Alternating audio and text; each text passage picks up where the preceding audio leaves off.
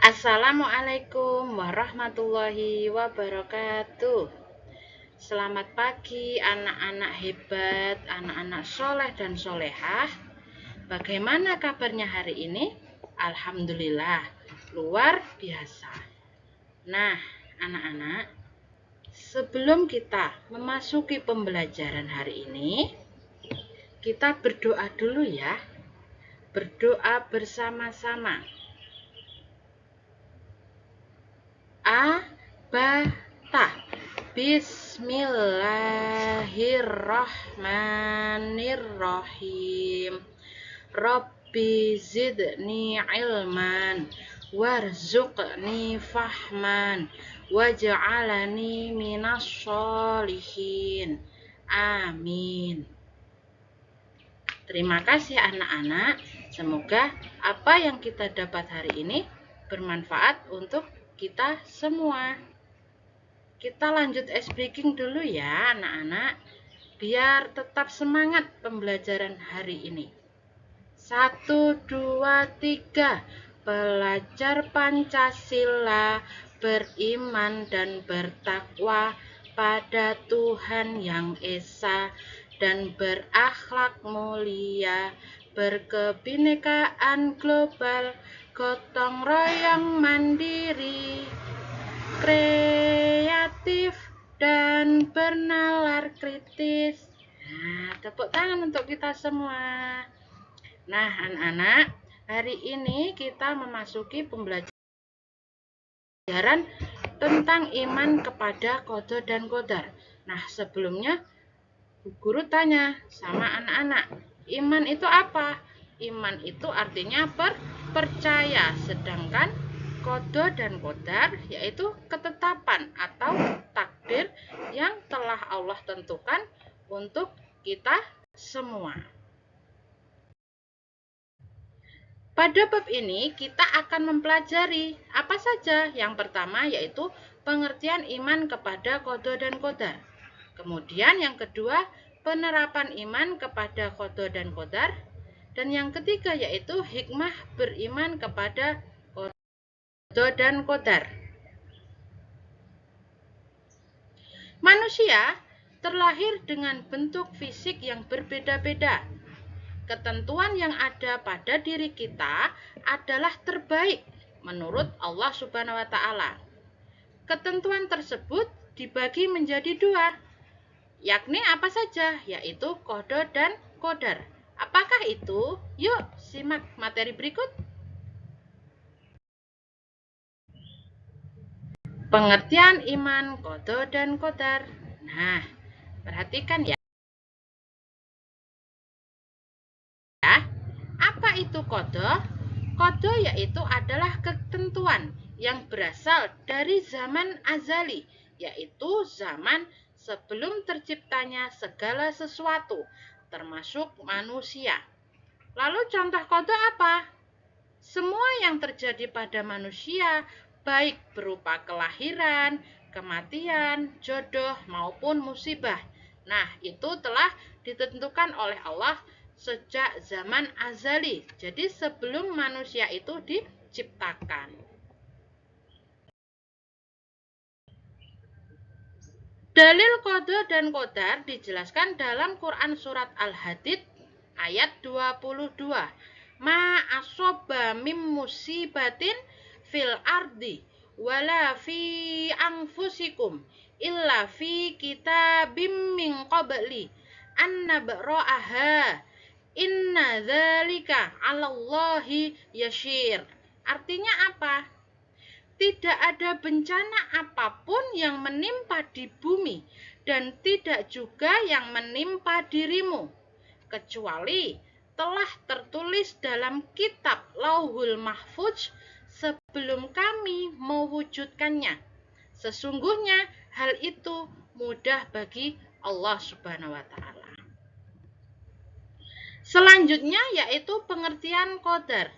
Pengertian qadar apa? Qadar adalah kepastian atau ketentuan yang telah ditetapkan Allah Subhanahu wa Ta'ala terhadap sesuatu, dalam ukuran tertentu. Contohnya apa? Contohnya seperti perbedaan ukuran rezeki setiap orang. Kemudian hujan yang diturunkan di suatu daerah, matahari terbit dari timur dan sebagainya. Nah, itu adalah contoh qadar ya, kepastian atau ketentuan yang telah ditetapkan oleh Allah Subhanahu wa taala. Jadi, setelah kita belajar definisi qada dan qadar, maka dapat ditarik kesimpulan pengertian tentang iman kepada qada dan qadar, yaitu percaya dan meyakini dengan sepenuh hati bahwa Allah Subhanahu wa taala telah menentukan segala sesuatu untuk setiap makhluknya. Kemudian di samping qada dan qadar ada juga dua jenis-jenis takdir ya. Qada dan qadar itu tadi disebut takdir. Nah, kemudian takdir itu dibagi menjadi dua. Apa saja? Yaitu yang pertama takdir mubram dan takdir mu'alaq. Takdir mubram, ketentuan Allah Subhanahu wa taala yang mutlak dan tidak dapat dirubah. Contohnya apa? Seperti kelahiran seseorang, kemudian kematian seseorang, terjadinya hari kiamat, jenis kelamin. Nah, seperti itu ya. Contohnya banyak ya. Jadi takdir mubram itu ketentuan Allah yang tidak dapat dirubah. Kemudian kalau takdir mu'alaq apa? Takdir mu'alaq yaitu ketentuan Allah Subhanahu wa taala yang dapat diubah oleh manusia dengan usaha dan ikhtiar. Apa? Yaitu contohnya orang yang malas belajar akan menjadi pandai apabila dia belajar. Kemudian belajar dengan rajin ya. Jadi apabila ada anak yang kurang pandai, kemudian dia belajar dengan tekun, belajar dengan rajin, maka akan menjadi pandai. Nah, itu adalah takdir mu'alaq yang bisa dirubah oleh usaha atau ikhtiar manusia.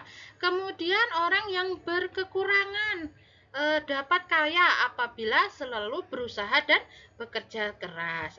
Contoh yang lainnya yaitu apabila orang yang sakit dia berobat, insya Allah nanti akan sembuh karena adanya usaha dan ikhtiar. Nah, seperti itu. Kemudian takdir mu'alaq dijelaskan dalam Quran surat An-Najm ayat 39. Wa allaisa lil insani illa masya. Yang artinya apa? Bahwa manusia hanya memperoleh apa yang telah diusahakannya. Jadi dengan melalui ikhtiar, usaha, dan berdoa. Nah, dan yang terakhir tidak lupa kita bertawakal kepada Allah Subhanahu wa taala. Berserah diri seperti itu. Kemudian penerapan iman kepada qada dan qadar dalam kehidupan sehari-hari yang dapat kita lakukan apa saja? Yang pertama yaitu rajin beribadah kepada Allah Subhanahu wa taala.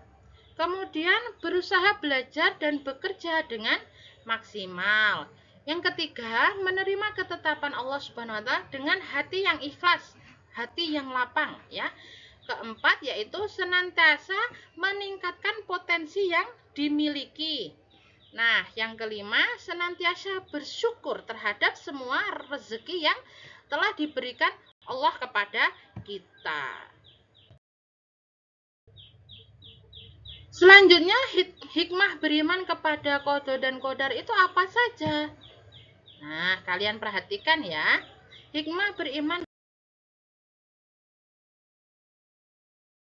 kepada qada dan qadar. Yang pertama apa? Menumbuhkan sifat rendah hati dan menghindari sifat sombong. Jadi hikmahnya kita beriman kepada qada dan qadar akan tumbuh sifat rendah hati ya. Tidak menganggap dirinya itu sombong. Nah, jadi menghindari sifat sombong itu tadi. Kemudian melatih kesabaran. Melatih kesabaran dalam hal apa saja? Misalnya dalam menghadapi ujian yang telah ditentukan Allah kepada kita, menghadapi segala suatu permasalahan. Nah, itu akan membuat kita menjadi manusia yang lebih bersabar.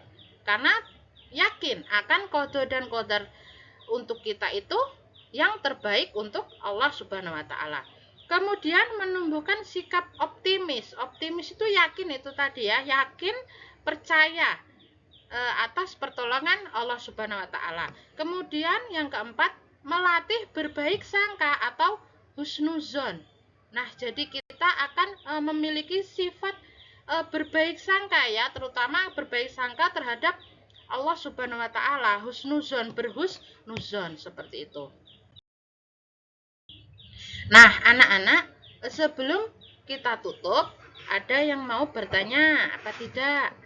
Sudah jelas apa belum penjelasan dari Bu Guru? Ya, sudah jelas ya.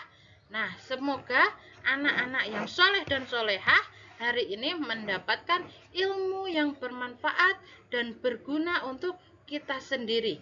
Dan jangan lupa kita terapkan dalam kehidupan sehari-hari. Akhir kata, wassalamualaikum warahmatullahi wabarakatuh.